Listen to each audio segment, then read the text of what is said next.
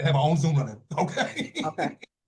So, they have our own Zoom running. Hello, everyone. Hello, good evening. We'll give people a chance to come into the meeting and then we'll get started. Promise not to keep it that long.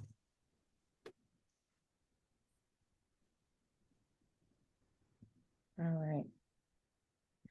All right, just as a disclosure, we are recording the meeting, but the meeting is being recorded to allow Commissioner Orendoff to collect notes and be able to use it throughout the zoning permit process as a way to advocate for community concerns or address community concerns and submit to the applicant and their representation. If there's anything that you do not want entered, we won't include names or anything unless you ask for your name to be included and address.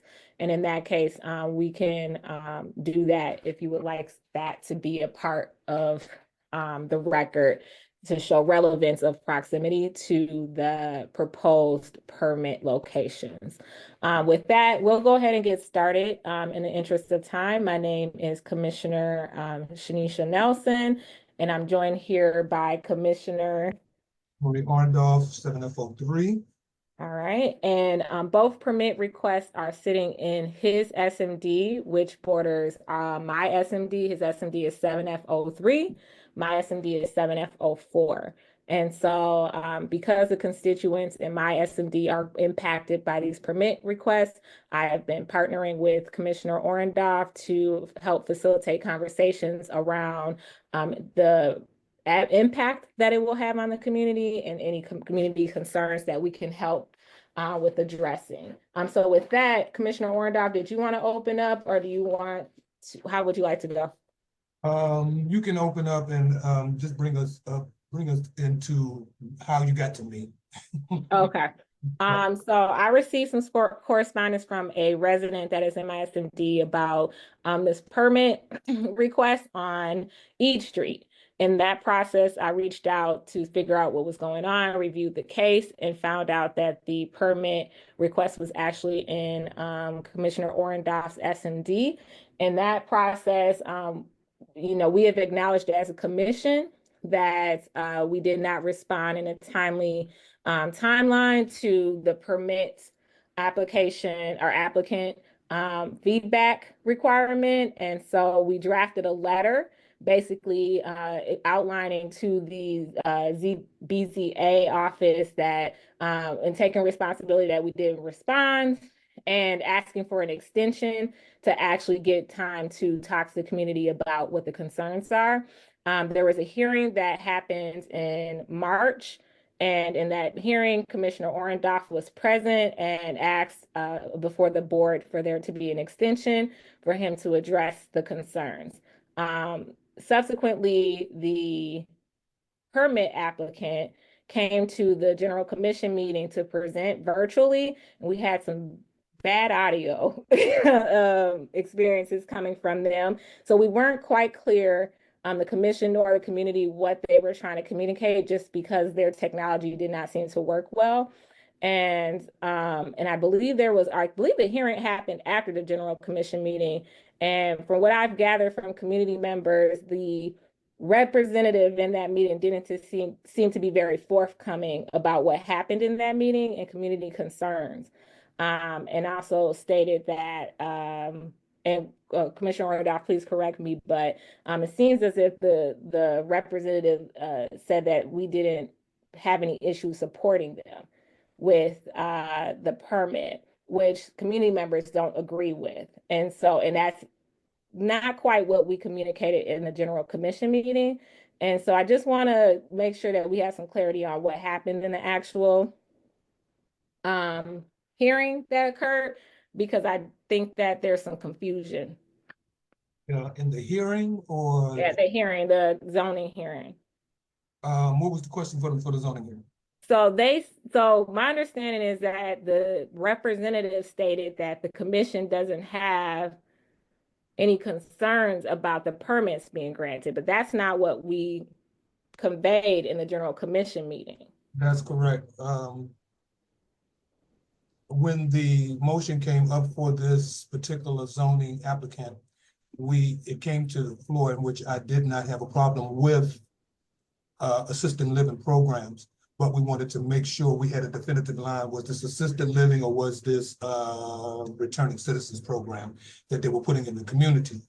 And one of our concerns was also about the bed size, because they are in these houses that they add a little extension onto it and rehab it a little bit. But for those houses, it's still a house, and they're starting off with 8 beds. These particular zoning proposals coming up, they want to propose 16 beds. And I am totally against the 16-bed proposal, strictly because of what they showed us in their presentation with pictures, outlining about the parking on Clay and on East Street, which contradicts what we got from our walkthroughs and what we got from residents. So getting the contradictory information from the zoning applicant, especially about parking, which is mostly concerned for people on residential streets. 2 cars, 1 car, no matter how many cars you got, or even if you have a driveway, you still want to have peace on your parking. You want to have peace on your street from outside entities to come in and have to maybe call 311 or something like that. So we're trying to make sure that we come to this applicant with some type of response from the constituents and from the community on your stance, where you stand. So when we come before the zoning commission, I see the zoning commission on the 23rd of this month. I want to at least have us standing ground with the constituents, because really, because I'm not living on Clay and Eads, but it's a very peaceful street. So any interruption to your peace is an interruption to my services for you guys that are on the call from the SMD. So what time is your hearing on the 23rd? the hearing started at 9:30, but the way they breeze through them, I could go first. Sometimes they'll come back and go take the last after the break. So it really doesn't, they don't have a really super process of how they go through the applicants and how they do the hearings. I also want to note that I'm noticing in the participant list that I believe the applicants are in the meeting. And so I don't know if they would like to come on camera, or, where I just see that I see them here. So, okay. Give me a second. Let me ask you to unmute. How about now? Yeah, I can hear you. Awesome. How's everybody doing? Hey, how you doing, bro? Were you the Good. person, you the guy that presented at the general? We couldn't get your audio? I did not, but so as far as, let me see, is there nobody else on the call here? I think T-Blow is here. I don't know who Okay. that T-Bello or Yeah. So yeah, I was sorry I'm a couple minutes late. But happy to kind of answer any questions. I was able to kind of pick up the last few minutes of the conversation, but happy to kind of answer any questions, provide Before more you context. Yeah, before you start, I first want to say, I apologize on behalf of ANC 7F that we didn't have a response to this request sooner. I do understand that there was a lapse in time, and it's also pushed your timeline out because we didn't respond within that timeline. We had some transitions in staffing, and for whatever the reason, this got lost in that pile of communications. And so I do want to acknowledge that occurred and apologize for that. The reason that we're bringing it now is because we do not believe that the community should have to lose out on an opportunity to voice concerns based on the lapse of communication on our end. So I do want to make sure I acknowledge that, but I also want to make sure that we're centering the community in a way to make sure that we remedy the issue. All right. Shani, I appreciate that. But obviously I understand you guys are busy with a lot of other initiatives. But as you mentioned though, stakeholders, the delays and those things happen, but unfortunately for my partners, it's they paid a financial sacrifice, which they still are. And so we're really glad to be here in front of you guys to provide more context. So yeah, so let's get to it. what information can I provide the group with? I'm sorry, the format, is this a Q&A kind of a thing or? I think we could start with, what I'll do is I'll start with community concerns and also some concerns that arise within the community that I found to be interesting, and we'll go Okay. from. So one of the things that I was brought to my attention about this permanent process is that you all submitted signed documents to the zoning commission for people who were for the permit being granted, and the individuals that submitted some of those letters, not all of them, but some of those letters were actually completed by owners of a house, but not the renter, right? So the Yeah, I owner, think was it you who mentioned that in the last it was meeting? me, and we couldn't Okay, quite get yeah. an answer. We Yeah, couldn't yeah, hear yeah. an answer. I remember that. I remember Yeah, that piece. Okay. Okay. yeah. And so I want a little bit more clarity on why that occurred. Instead of it being the renter, you went to the owner who doesn't necessarily occupy the property. Well, I think, as far as, with any context when you're having these issues, you go straight to the owner, right? And so our stance on this was that we bring this up to the attention of the owner. If the owner does have occupants living in there, we rely on the owner to provide more context and to kind of handle that matter. Because for us to get involved in a landlord-tenant matter, when really at that level it should be kind of decided between the two, because obviously those two are affected. And so for us, it was either way, we would have to go to the owner, right? We couldn't go to the renter. And so we had no choice but to go to the owner. But instead of adding more parties to the conversation, if this was a concern from the tenant, which they have every right to voice, that's a conversation we felt that tenant could have with the owner, and we can get, looped in on the back end on that front. So, Oh, one um, second, Senai. yeah. Can you unmute Toye, please? Okay, go ahead. Thank you. Good evening, commissioners and community members. Just to add on to what Sinai just told you about notification, the process actually requires that the owner of the property be notified, not the renter. Okay, thank you. The other concern that was brought up by constituents, so I did, since the last time we met, I have gone through the neighborhood on numerous occasions at various times of day just to kind of look at the parking. And there seems to be variations of parking, or, street usage of parking within the area or vicinity of the actual home that you're asking for an expansion for on the Clay Street side. Not Clay, Eads, specifically Eads, because that's where I'm hearing most of the concerns. And so one of the things that was also brought to my attention is that there is a transition home across the street from it. I'm not sure if you all are aware of that. But one of the things that is concerning is the commercialization of that particular community. These are residential homes that are being shifted into commercialized properties, and there seems to be concerns about that, especially the size of what you're trying to do in that space. And on top of that, there are some vacant homes. So the parking habits that you're also seeing are a mixture of vacancies on the actual block, as well as community members deciding when they would like to utilize their driveways or parking garages versus street parking. But I have seen variances in the parking usage or the street usage of parking within the Eads Street location. So I do not believe that the photo that you all submitted was a complete, accurate portrayal of the parking habits of the community.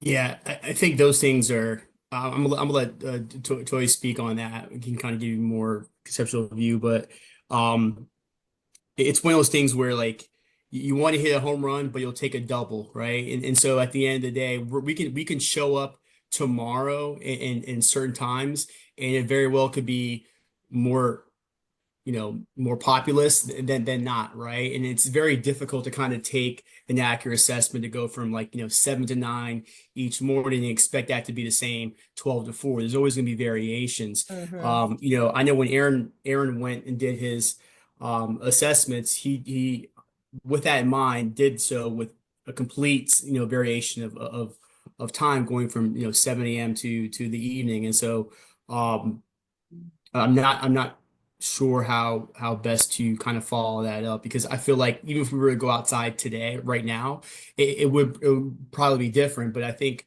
the thing for us was we wanted to make sure that the community, in terms of the overall variation, was not impacted, and we felt confident in that. But You submitted a picture with virtually no cars, right? That's not. I know. That's not an accurate portrayal of what Yeah, somebody has been doing from 7 and a.m. to for 8 sure, p.m. for sure. But the thing is, it wasn't as if we were waiting outside and waiting for I all the know, I cars to leave. understand. I understand that, but for you to Yeah. only submit a picture with virtually no cars, as if that is an accurate depiction of the community's parking utilization of, I got it. the city park, that seemed a little bit, biased.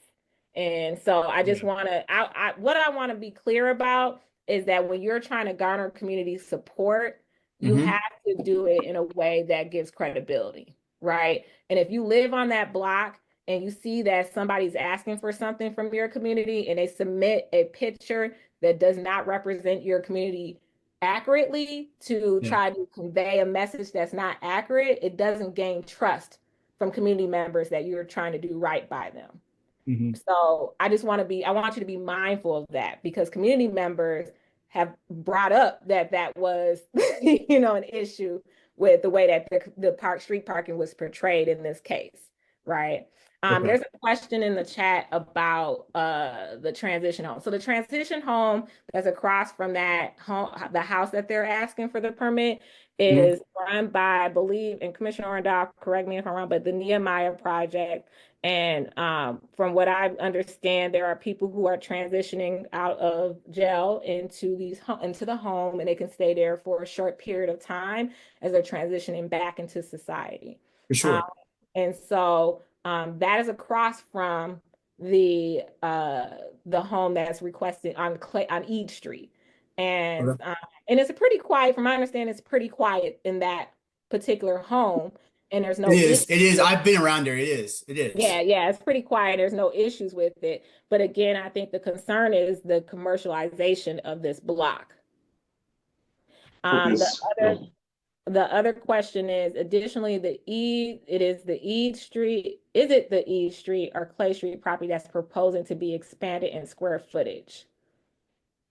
Okay, so Clay Street is what's expanding in the number of residents, not square footage, right? Each street is asking for the 16. But if we take a global look at this kind of health facility that's been established here, it's totally different from a transition home. This kind of health facility is licensed as an assisted living residence. So the program is actually intended to provide for the class of people that we're servicing. The applicant is going to be servicing a residential type of environment. So I'm not so sure that one can rightfully deem it commercialization. It is not intended as a commercial use. Okay. I see a couple of looks. Did anyone? So let's pause for a second. Can you all explain to us? So Eid Street is not running at the moment, correct? Or there's no one living there? Or there is? No, nobody's living on Eid Street. Clay Street already has 8 beds running, correct? Licensed, yes. Licensed, but no one's living there yet? That's a question. Aaron? They're like, let me Aaron, you're muted. I'll make you all co-host so you can unmute yourselves. Okay. We have 4 residents in Clay Street. Okay, you have 4 residents? Yeah. Okay. Can you explain to us why you decided to place these assisted living facilities or residents on E Street and Clay Street? The history of start with E Street. Can you give us the history of the ownership of this residence and why you decided to do this model? Because I own this property, the streets completely got up and the more addition is now 3,900 square foot. So big addition was added. And Clay Street, the same thing, was no basement. We put a basement, addition in the back and second floor. So everything is completely brand new. And I've been in this neighborhood almost from 2018. Then yeah, I'm very familiar with this neighborhood also. So because I own this property, that's why I'm using them. Okay, so did you acquire the property with the intent to make it an assisted living residence? Yes, Both Eads and Clay? correct, yes. Okay. Commissioner Orendoff, do you have any questions? Yes, I'd like to schedule a walkthrough. I requested that on the last meeting, so whenever we can just do a walkthrough. This will not determine your zoning application. I just want to quell any concerns from the residents with a thorough walkthrough. So if I'm asked within the street, once if this is granted, I have some knowledge of process, programs, and just being an ANC commissioner, that want to keep my hand on the pulse of these particular housing programs coming into the residential areas. We have I think it might be helpful to those of your community members that are concerned. I think they will find the PowerPoint presentation that we sent earlier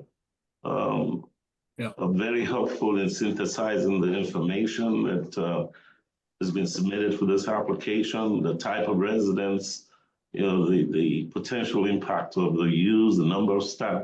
It's a very detailed presentation. I think a digestion of that by all concerned will be very helpful going forward.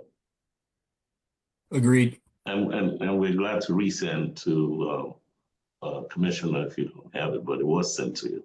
Yeah, can you resend it? I'll put my email in the chat as well. I'll send it out to my constituent. You might have just ended up sending it to Orendoff because it's his SMD, but please send it to me as well, since I have constituents that are impacted by it. I'll put it in the chat. Can you? Nelson, it is extensive, and I need to forward that to you. Okay. My email is also in the chat. And then the other question is, can you say the addresses for both Eads and Clay Street? The residents want to know it. For Clay Street, it's 4231. Okay, and Eads Street? 4237. Okay. I want to open up the floor to community members if they have any questions or anything they would like to bring to the floor. You can raise your hand and then I'll unmute you. Or you can throw it in the chat if you prefer.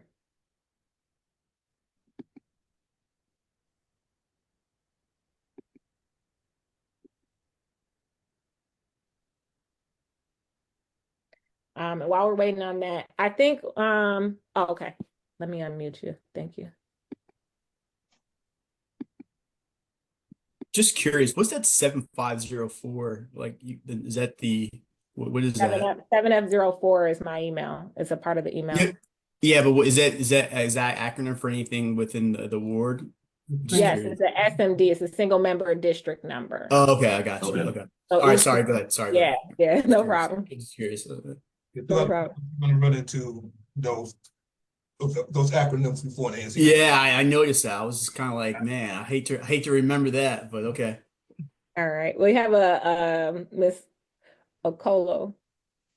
Hi, thank you, Commissioner. I appreciate you taking the time to have this meeting, because I feel like, those of us that are residents on this block really have not been done any justice in receiving transparency about what is being proposed. And unfortunately, my impression is that at every turn, be it at the ANC meeting and at the two zoning meetings, the applicants have been extremely dishonest The photos that have been thrown up on the screen aren't entirely accurate.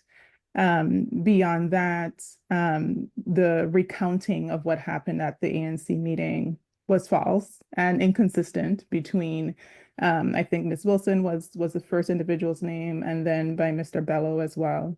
And I'm just very, very concerned, because if this is the level of dishonesty that we're seeing at this stage, what confidence do I have that while this may be beginning as an assisted living facility, that it will remain as an assisted living facility?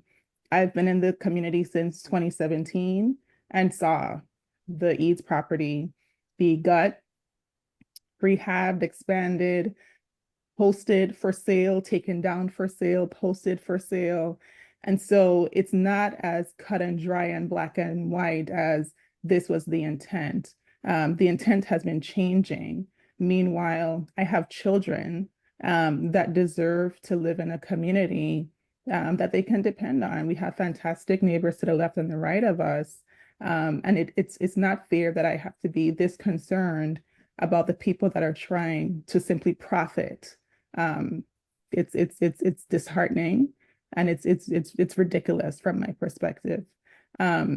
The fact that you have 4 residents on Clay Street, you're not even maxed out there, yet you're trying to completely leapfrog over what you're currently permitted to do on Eads to first figure out proof of concept.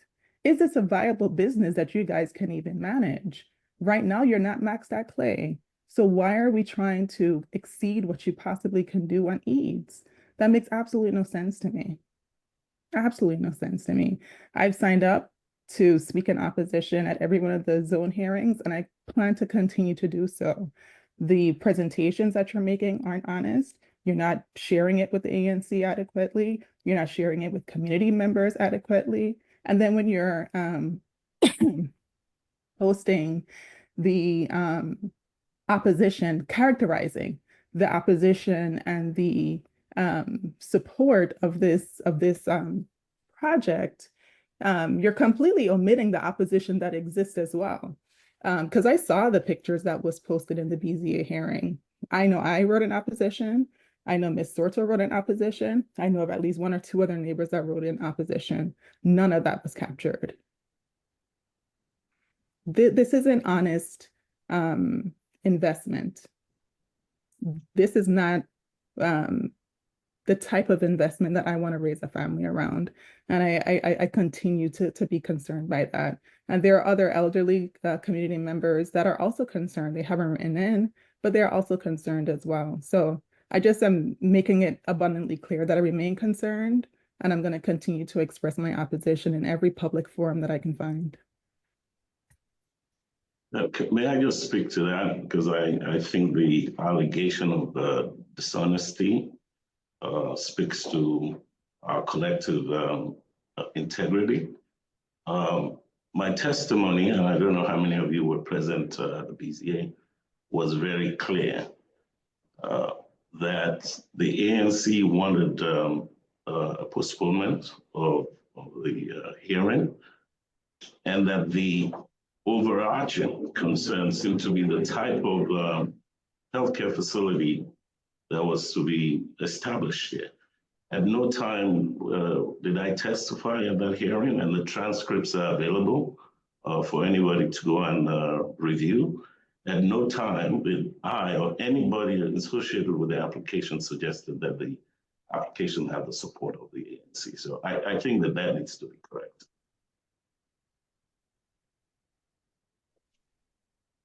Okay.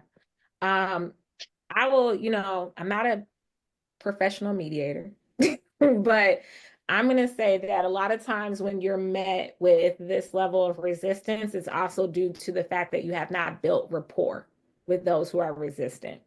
And it sounds to me that once you all figured out that there was some opposition, there was no work done on your end to address those concerns directly with community members. I don't know what the limitations are there, but I think what I'm hearing from Ms. Okolo is also, am I saying your last name right?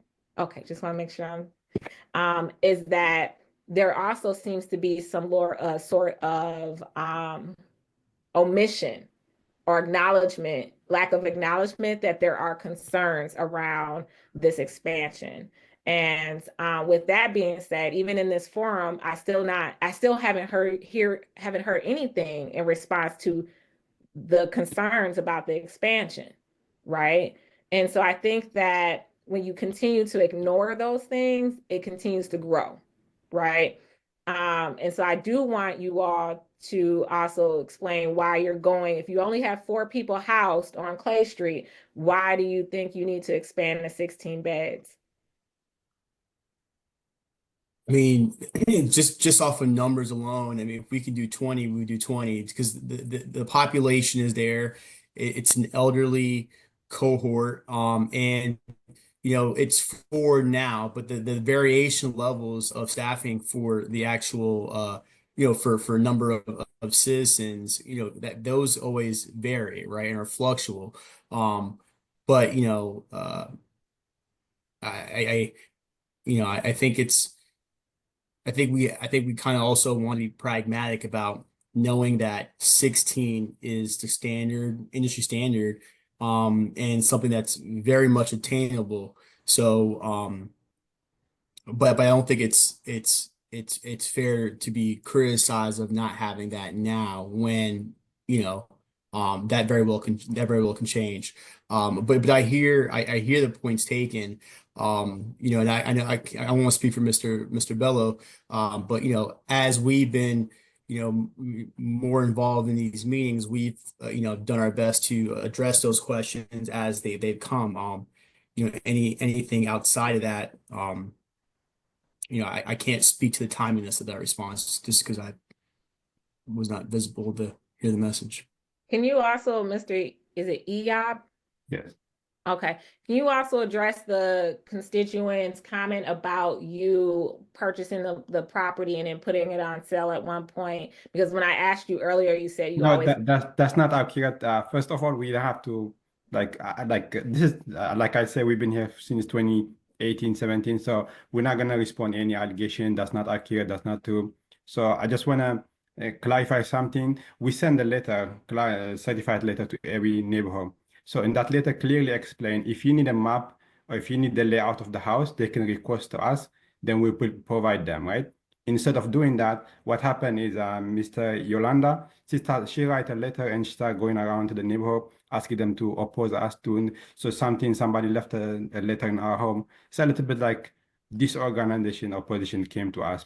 But we try to reach out to them, try to explain them. If you have a question, we can provide you. So the PowerPoint will explain everything. It has a layout of the house. We have 4 parking spots in the back. So I have the square foot, how many bedroom, how many bathroom. There's a wheelchair accessibility. So it's completely clear. So if you have a question, they will approach to us. We will be happy to explain them or show them the document. Let me ask you a question. Do you all know of any other assisted living developments or facilities that are within a 10-block radius of your property? No. No, I do not. What about senior living facilities within a 10-block radius? No, they don't. Okay. I'm going to tell you that there's an assisted living facility that is currently being developed on 45th and Blaine Street. You'll have over 100 beds there. I'm also going to tell you that there is Carver Senior Living Building that is also on 48th and Central Avenue, right? So there are resources within the community that also house the same population that are either underway or currently exist, right? I think it's important when you're trying to put these type of resources in the community that you're also aware of what resources are and are not in the community, right? That's something to be mindful of because those are things that we are looking at when you're asking. No, so I think your point's fair. It's fair, but even with that, I mean, the numbers as far as the DC Asian population needing housing. I mean, whether it's Kenilworth off Minnesota or whatever have you. I mean, it's still not enough. I understand but yes, that, but I asked about a you're right. 10-block radius. I understand that, but I asked about a 10-block radius, and my point was of being knowledgeable of the communities that you're serving, right? Yeah. And also one of the requirements is 300 300 feet, you can have another assisted living per the zoning requirement also. So if you go to the zoning regulation, anybody can open assisted living every 300 feet from one location to another location also. Right. Yeah.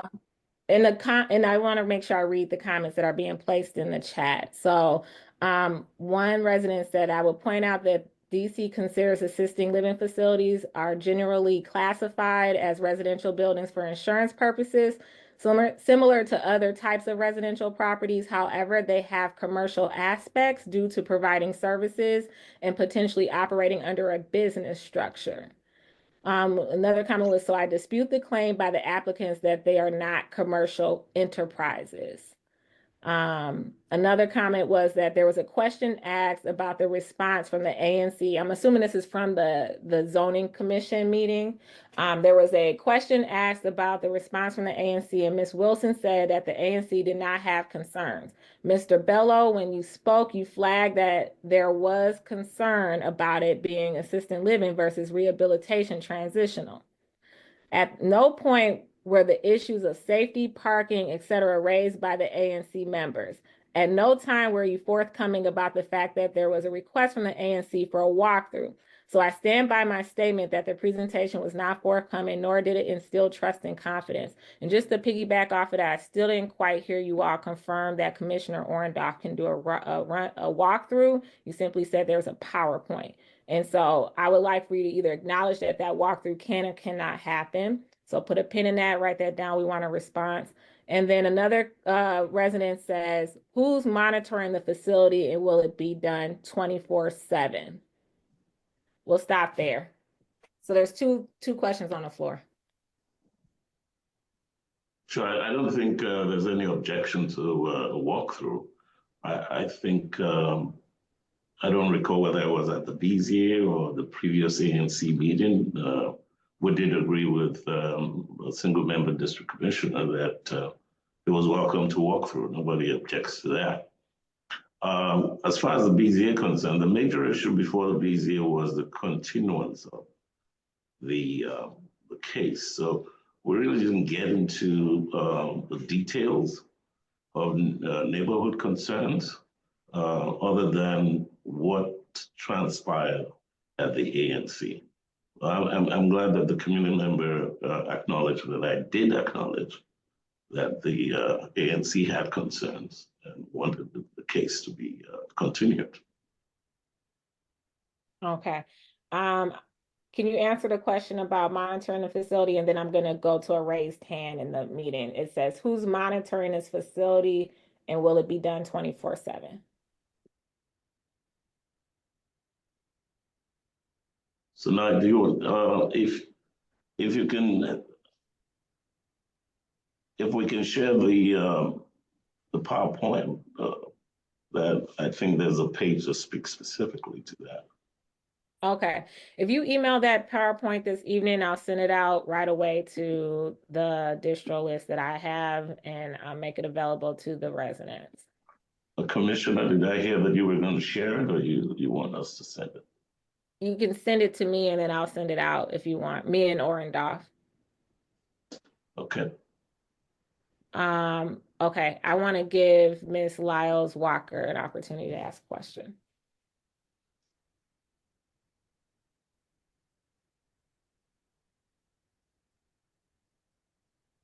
Can you unmute? Did you unmute?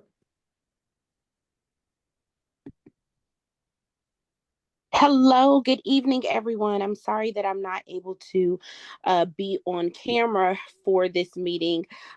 Commissioner Nelson, you definitely hit the nail on the head of the question that I definitely wanted to put a little focus on. Being a business owner in the ward for coming up on 11 years, as well as a new resident to the Ward 7 for a little over 2 years, it is always my concern that I sort of feel that Ward 7 has become the dumping grounds, for lack of better words, for just a lot more different things, such as the the rehabilitation centers, the seniors. I love the seniors, so we need to support more of our seniors. Totally in agreement with that component of it. But it does feel that there are so many individuals that come into the business of Ward 7 and just completely run amok. And so while I do understand the business owners here, being a business owner and going through the BZA process, I understand that it is very lengthy. I do understand that it's very costly each day. So I do understand with that, but I do also want to do my due diligence, as I stated, with being a resident and a business owner, that we are not being taken advantage of and that we are not being used as a trash can, because the sort of business and things that comes into our community of Ward 7 is not tolerated in others. And so definitely I would encourage and definitely employ the business owners for this BZA application. Definitely do your research. I know what the BZA application and process is about. It's very tedious. I cannot say that enough. I spent over 2 years in process with my BZA application, so I understand it. But I also know that it is very important to know your information, know your residents, and to be active and to be present and to be as transparent as possible. Because if any of those things are lacking, you're gonna have kickback. And I'm just telling you that as a business owner in Ward 7. So you guys should have definitely been able to honestly speak to Commissioners Nelson's question of, were you aware of how many other assisted living facilities are in the ward? And I do understand that, okay, 350 feet or whatever it was, you got to know your community that you're coming to set up shop in. So that's pretty much, my feedback. I thank the commissioners for having this platform for us to be aware of what is going on, so that we are able to gather a better understanding and to hopefully be able to offer support here. Thank you. Thank So you. thank you. One of the comments in the chat says that I like to see proof of the certified letter that was sent to me, because I did not receive one and the property is 3 doors down from me. All right.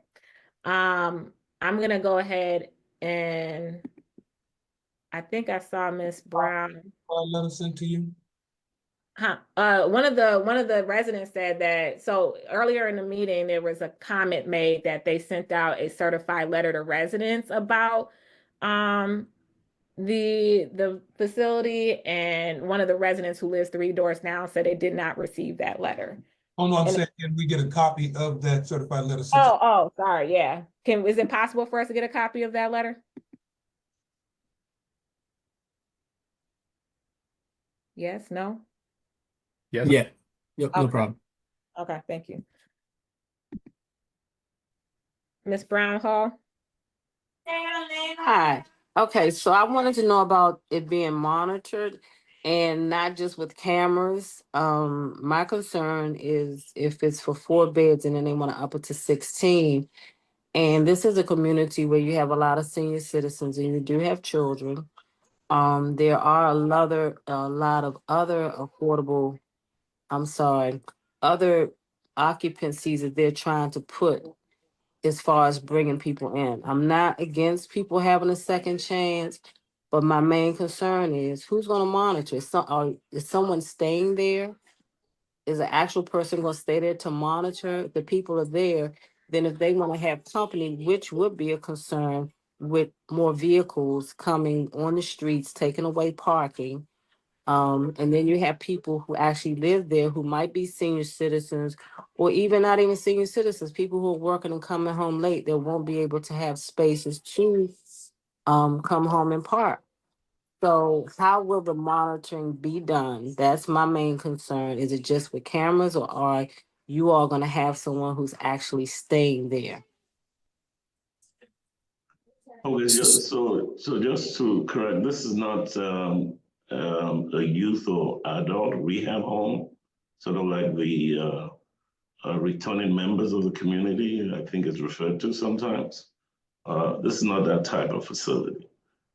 This facility is to serve people who are in need of assistance with their daily living activity. These are not returning residents.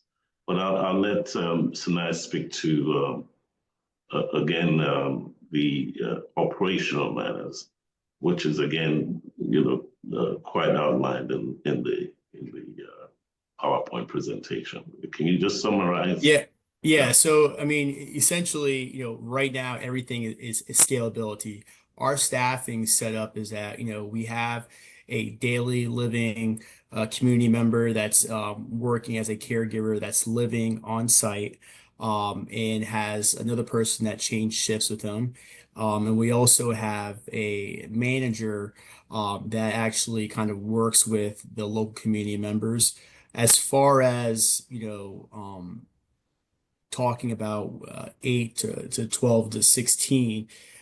If we were granted permission, we know operationally we have to add more staff members clinically. Obviously, with our RN who's on call, we'll have to add another person on call. We'll have to get a medical doctor. So our whole scale and operations change. But just as any mindful business owner would do, we plan for that. But we're not going to as they say, lay the egg before the chicken. So yes, we definitely do want to address that. If that time comes. Hopefully that answered the question. And some of these operational matters are actually regulated. Yeah, we have Department to. of Health. Yeah. As to the minimum number of staff, supervisory staff, whether they be medical, whether they be nursing. And those who, these people are under supervision 24 hours. And most of the residents are, quite frankly, not ambulatory. So these are not people who are running in and out of facility willy-nilly. Okay. I see Miss Brown Hagen.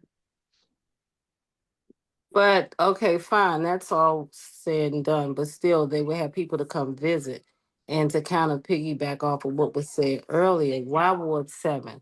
Are you all residents of Ward 7? Why is everything come to Ward 7? So still it will have an impact. So part of the process that we're going through in this special exception, those are the factors that the Board of Zoning Adjustment will be weighing in their deliberations as to whether they would approve or not approve this application.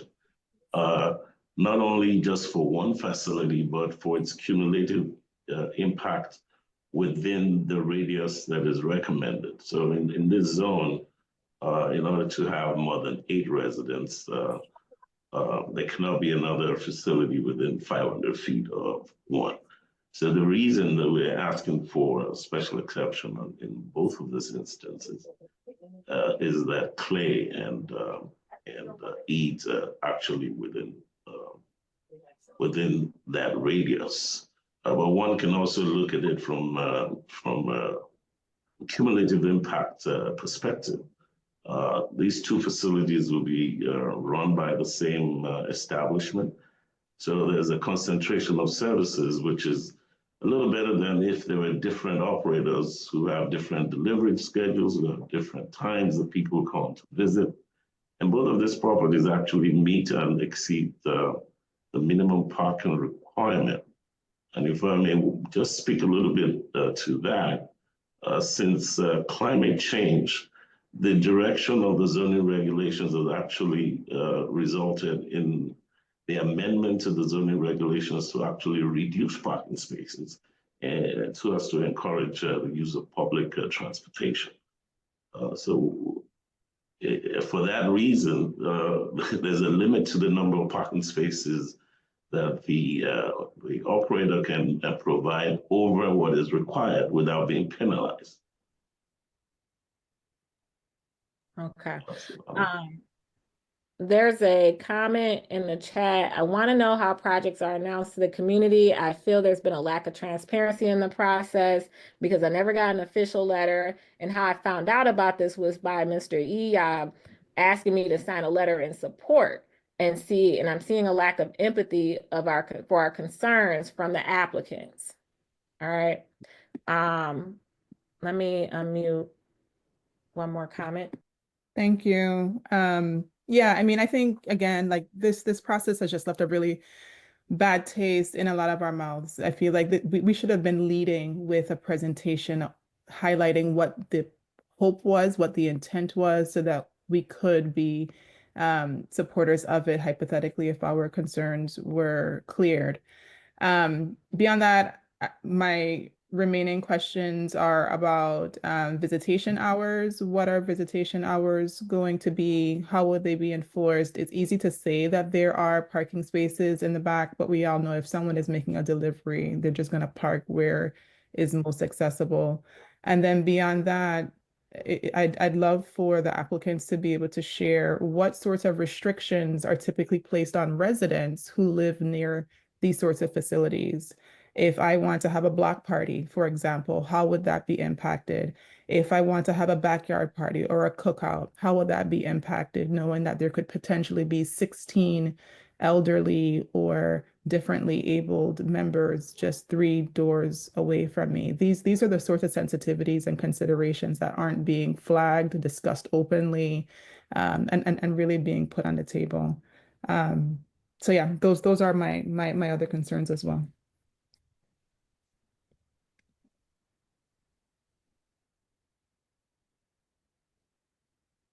Do you all want to respond or? So to address your comment is, so let me give you an example what happened in Clay Street.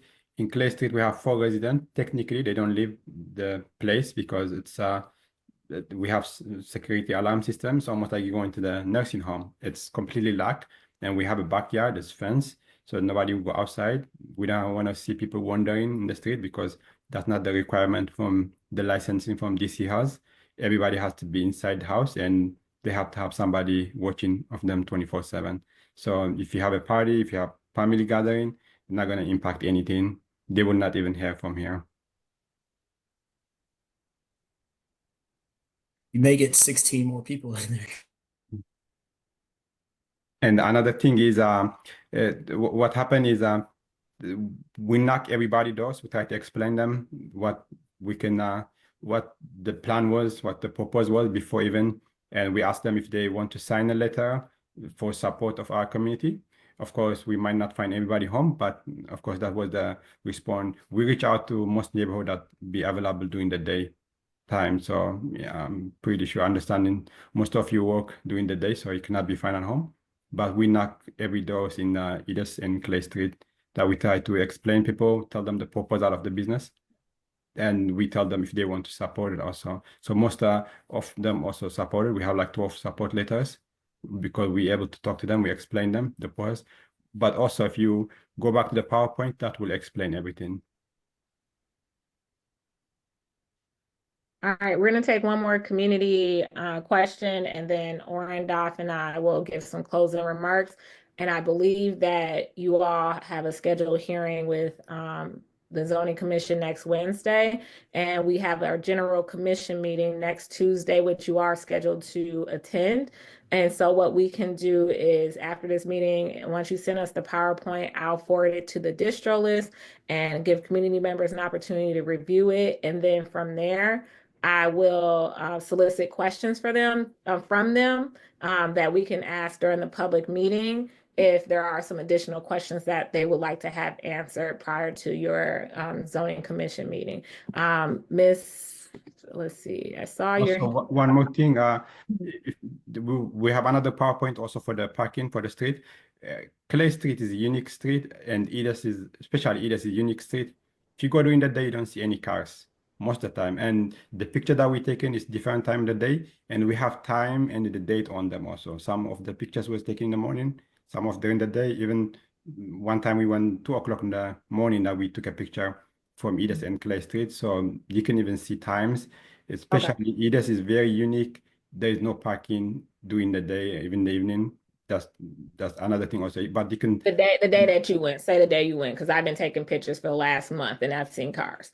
But I understand. I agree that the parking, like Mr. Sinai said, that it varies, and I understand that. Because I've gone where days where it was less parking, and then I've gone where I was like, whoa, it's parking people parked everywhere. So I understand that concept, but I just want you all to not ignore that if a resident lives on that block and they're paying taxes on that block, and they're telling you about what's happening on that block, I also need us to respect that input, because that's their lived experiences.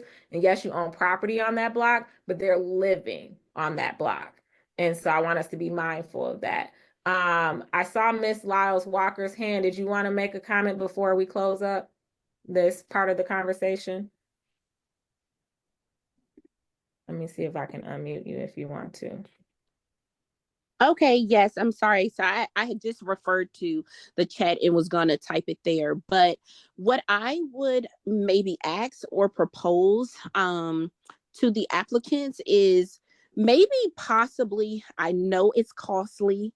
However, this may be a step in the right direction, possibly, is that if you just focus on one facility, build the trust, show exactly what you're going to do in the community, and let the residents and those individuals that are concerned actually see how you navigate through that one facility before branching on to the second facility. Because I think it is a lot to bite off in one chew with the opening of the two facilities, when it feels as though trust, communication, and there's so many other variables that is not in the motion of supporting you at this time, that may be something to just consider.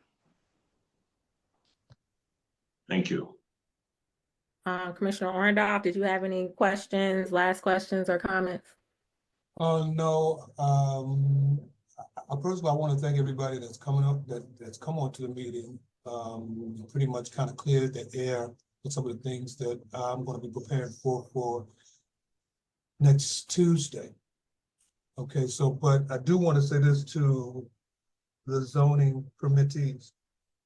The 16 bed is a no for me, okay? With the 4 occupancies just kickstarting in one, it's going to take time for the processing. I know how DC operates right now, being within the government for the last 3 years. It'll take some time for them to even transition people into the 45th Street location, along with trying to navigate folks out of the system into your location. So I want you guys to sit down and have a talk amongst your partners about the reconsideration of the community's concern, especially with the expansion of the facility that is not even opened up yet. Please leave your phone number in the chat, or you can email it through the young lady that has been corresponding with me with the best time to call for my walkthrough.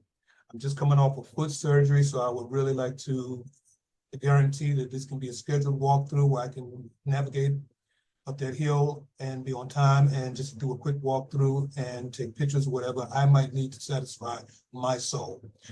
So when I come before my constituents for the zoning meeting and for next general meeting, that all of their concerns will be brought to the table, that there'll be some type of meeting of the minds and a satisfactory outcome for the concerns that I've heard tonight. So that is one of the things that I'm reaching out to you guys to do, especially for the folks that live on Clay and Eads, that have reached out with serious concerns about the process, the processes, and where we are now. Okay, so that is just where I stand. I'm not going to come up off of the 16 bed, even if I have to deal with Muriel Bowser and them on how they're processing these particular programs over here. And I do stand in agreement with my constituents about Ward 7. I've been in Ward 7 since 75. So that's a long time being over here and transitioning and watching all of the changes and what we're going through with zoning, just trying to squeeze out. Let me just be real. not you guys, but some of the properties, little bit of zoning land that we have left. So there's not a lot of stuff left west of the east of where we live. And so everything is pushing this way until all land is secure. And that's survival of the city, okay? But we still have to make sure that the constituents' concerns are always at the foremost. Their emotions, and how you guys interact with them moving forward with the facilities once they're running. Whether if you guys have to have a senior citizen day or something that you bring to the community, open up your space so that people can come in, and this is something you're gonna have to give back. That's what I'm trying to just put on the table. You're gonna have to find a way that your community engagement includes Miss, I don't want to mess up anybody's name, so I'm just gonna say Miss O for right now, and Miss S, because those are some of the concerned citizens that have come to the table. And so you gotta come to the table with a community benefit agreement that works with these residents. And it doesn't have to be financial. It just has to be an agreement that they can come to terms with. Because I don't see some of these things not happening, and I'm saying that to the constituents. That I don't see some of these things not happening in Ward 7 because of the way the city is being structured on the west side. So on the west side, you got things that they don't want, that they can try to squeeze into here that we gotta fight, like the pop-up, what's that thing? Help me out, Nelson. What's the thing on Minnesota Avenue? That we all up in arms of the correctional thing that's coming up out of Oh, the halfway house. halfway house. So you're trying to squeeze a halfway house right there at the foot of Minnesota Avenue Bridge, and you're putting that against the kids and residents, and they're already the issue on Minnesota Avenue. So that's all I'm just saying to you guys is be concerned and have your alert on from here forth out about these community concerns. Thank you, Commissioner. My thing is, Thank you, Commissioner. I don't want to support the process, and then as my term continues, then we have some issues. So I just want to make sure there's a community involvement, and I think we're gonna be okay. Understood. I'm gonna close out If I with this. can I ask a question, please? Yeah, go ahead. All right, Commissioner, you stated that 16 is a no-go for you as far as numbers, right? Of residents. What is it that is likely to be a go with you? Well, right now, I'm at the 8. I can live with the 8 at both facilities because that'll be a balance for both of your programs, you know. And as you grow and as you think that you're going to add on more, that's where you want to come back to the community, because as you grow, that's going to grow within the community.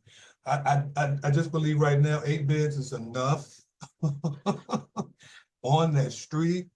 Until you guys can really, you know, because you only got 4 that's operative right now, and with everything that's happening in the city, it's just going to take some time for you to fill those beds up.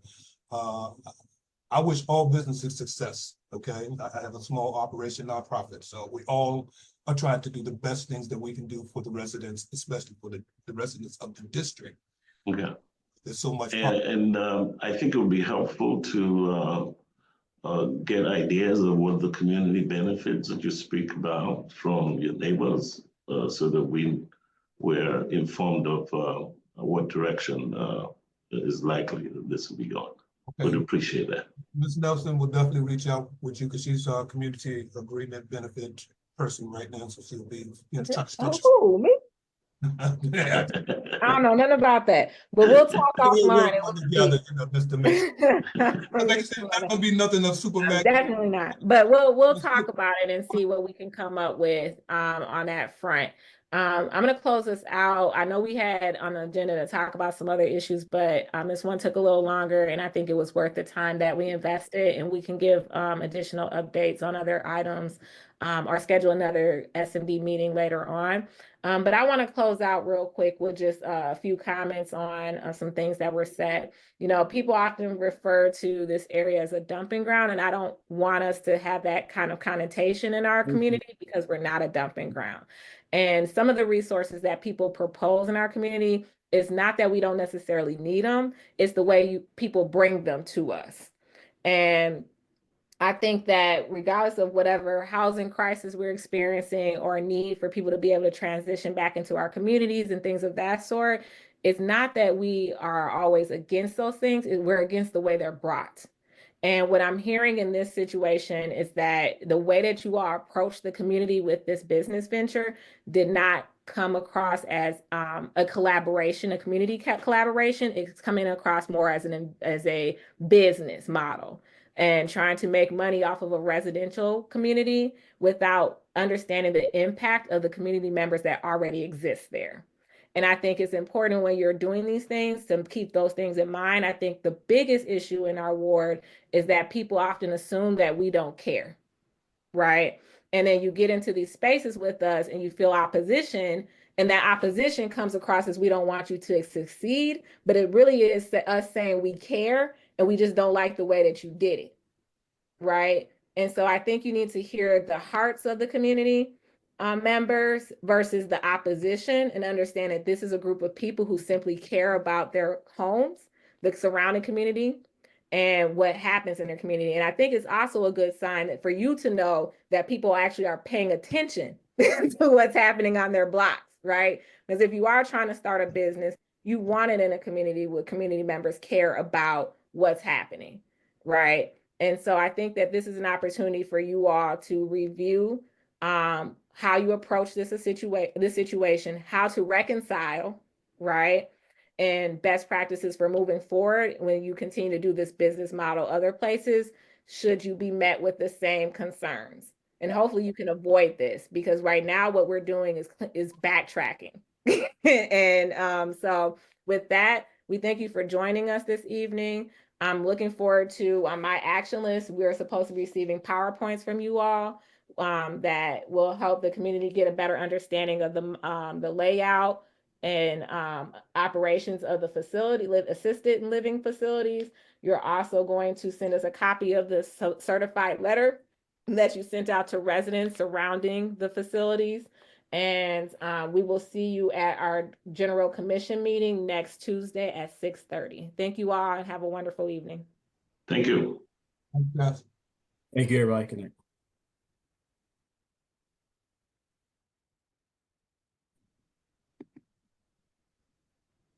Hold on for a minute, Nelson, for you clear the room.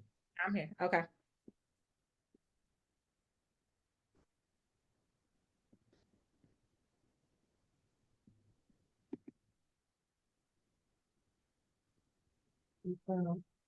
Nice little groovy turnout. Yep. Let me see if I can. I like that. Nice little groovy turnout. Move. So what's the Read AI? What's the Read AI? That's I don't know how to, it's supposed to be the recording. So it's supposed to give us notes. Hold on, let me see if I can stop it though. Maybe that's why I won't. Right now it won't let me stop. Okay, it won't let me stop it. That's my first time using it. So I'll hang up and call you. What we're gonna use from the meetings coming up, this thing at the jail. I'll bring my Zoom. If I just have to run up just a stupid Zoom running in the room from now on, because like I said, I'll get my minutes somehow, some way, so we can have accurate minutes the proper way from one of those programs without having to go through him to keep going, you know. So and let me know if those files come up as that RTT at the end of it, like the way he sent it to me. Okay. I don't know why it stopped this from. I'm more of a singer. Okay, I'm gonna call you so I can stop this from recording. Okay. Did you get your link that I sent you? Oh, you was Which busy. link? I sent Which you link? my band link. No, I haven't checked my emails yet today. That's some things. Well, actually, let me just, we could stay on Zoom, but let me just create a new one and then we could come back in Zoom. Okay. All right.